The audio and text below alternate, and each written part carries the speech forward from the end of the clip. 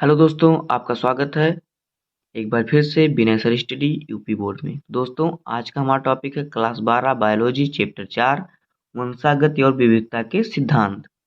तो दोस्तों, आज की वीडियो में हम इस चैप्टर के most important topic down syndrome को जानेंगे। इसके बारे में पढ़ेंगे कि यह क्यों होता है और इसके लक्षण क्या होते हैं और यह कैसे होता है।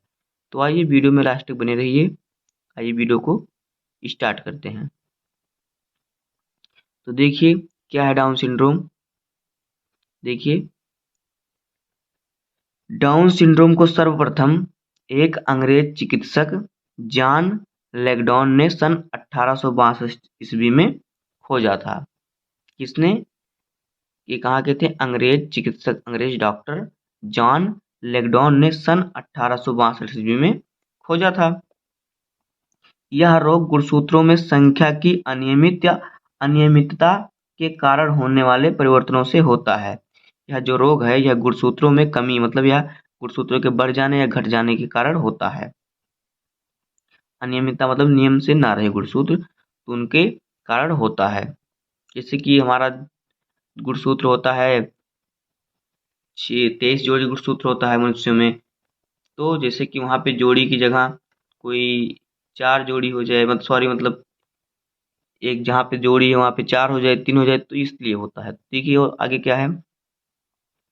मनुष्य में कभी कभी गुणसूत्रों की संख्या 46 के स्थान पर 47 हो जाती है। क्या? कभी कभी मनुष्यों में गुणसूत्रों की संख्या जो है 46 के स्थान पर 47 हो जाती है। यह अतिरिक्त गुणसूत्र 21वें समजात जोड़े में तीसरा बढ़ जाने के कारण होता है। यह जो होता है क्या? 21वें समजात जोड़े में तीसरा बढ़ जाने के कारण होता है। तीसरा जो होता है समजात गुणसूत्र होते हैं। तो आइए देखते हैं। देखिए चित्र के अनुसार, देखिए मनुष्य में जो होता है गुणसूत्रों की संख्या 46 होती है और इसमें ऑटोसोम जो होता है 44 होता है और लिंग गुणसूत्र 2 होते हैं। तो देखिए 23 जोड़ी गुणसूत्र कुल मिला के हमारे होते हैं, तो जाके 23 दूना 46 होता है, जिसमें से 44 जो है हमारे क्या होते हैं? ऑटोसोम्स होते हैं और 2 लिंग गुणसूत्र होता है। तो देखिए जो 23 में से जो मान लीजिए हमारा पहला 2 जोड़ी है, दूसरा 2 जोड़ी, इस तरह हमारा 23 जोड़ी है। तो इसमें जो 21वां जोड़ी है, 21वां समजात जोड़ी जो गुणसूत्र है, समजात मतलब एक ही जात के, मान लीजिए कि हमने माना एक्स एक्स, तो समजात मतलब एक ही जात के हमने एक्स एक्स माना या वाई वाई माने तो हमने एक्स एक्स माना है। तो देखिए जब ये 2 ही एक्स रहेंगे तो ये क्या है? नॉर्मल है, इसमें कोई रोग नहीं है, किसी भी सिंड्रोम से ग्रसित नहीं है। लेकिन देखिए 21वें गुणसूत्र पे जब हमारा 2 रहेगा तो ये नॉर्मल रहेगा, लेकिन जब 21वें गुणसूत्र में 3 गुणसूत्र आ जाएंगे, 21वां जो हमारा है 21वां जोड़ी है उसमें जब 2 ही रहेंगे तो नॉर्मल रहेगा, लेकिन जो इसमें 3 गुणसूत्र हो जाएंगे तो ये क्या? डाउन सिंड्रोम में परिवर्तित, डाउन सिंड्रोम वाला रोग हो जाएगा उस व्यक्ति को जिसमें ये होगा। 21वें गुणसूत्र में 3, 21वें मतलब जोड़े में 3 गुणसूत्र हो जाएंगे, उसमें यह रोग हो जाएगा। तो आइए चित्र को साइड में करते हैं और समझते हैं क्या कह रहा है। देखिए 21वें समजात जोड़े में तीसरा बढ़ जाने के कारण होता है, तो अभी आपने समझा। इसे डाउन संरक्षण, डाउन सिंड्रोम कहते हैं। आगे देखिए,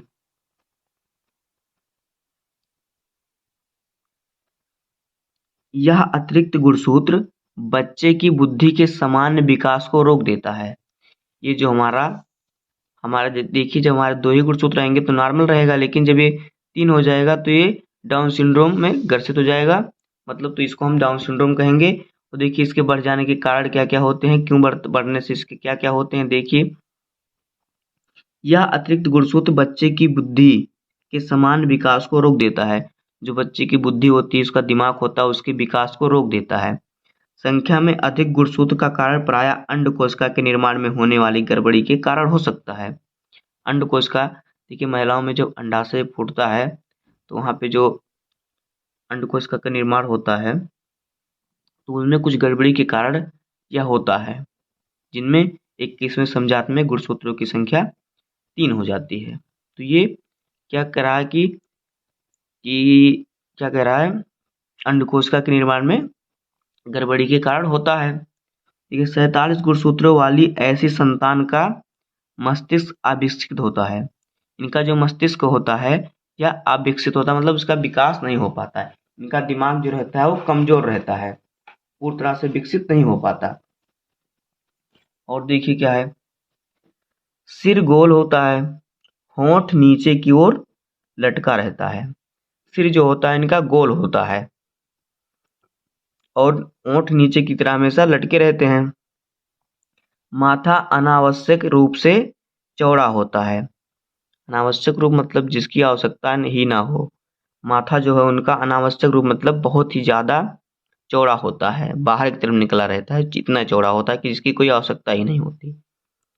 कह रहा है ना अनावश्यक रूप से। और देखिए क्या है, त्वचा खुरदुरी होती है, उनकी जो त्वचा होती है खुरदुरी होती है। जैसे कि खुरदुरी का जिसमें जो हमारे छिद्र होते हैं फटे की तरह रहते हैं, चमड़े जो हमारे ऊपर के होते हैं वो नुकले हुए रहते हैं, हमेशा उजड़े हुई, इसलिए उनकी त्वचा इसी प्रकार से खुरदरी हुई रहती है।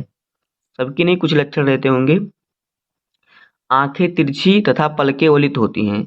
जो आंखें होती हैं तिरछी होती हैं, जैसे कि सामान्य मनुष्यों की हम लोग की आंखें सीधी, हम लोग सीधा देखते हैं। आप लोग के कोई अगल बगल में देखेंगे, आप कहीं देखे होंगे जो सीधा तो देखने की कोशिश करते हैं पर उनकी नज़र आपको लगेगा कि वो कहीं और देख रहा है, तो उनकी नज़रें तिरछी होती हैं। क्या कह रहा है आंखें तिरछी होती हैं तथा पलकें वलित होती हैं। पलकें वलित मतलब पलकें उनकी उल्टी होती हैं, ऐसा लगता है कि उनके पलक ही नहीं है।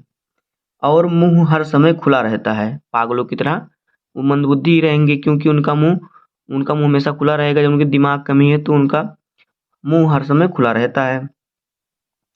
ये मंदबुद्धि होते हैं। मंदबुद्धि का मतलब इनमें दिमाग बहुत ही कम होता है, इन्हें मंदबुद्धि कहते हैं। तो ये मंदबुद्धि होते हैं।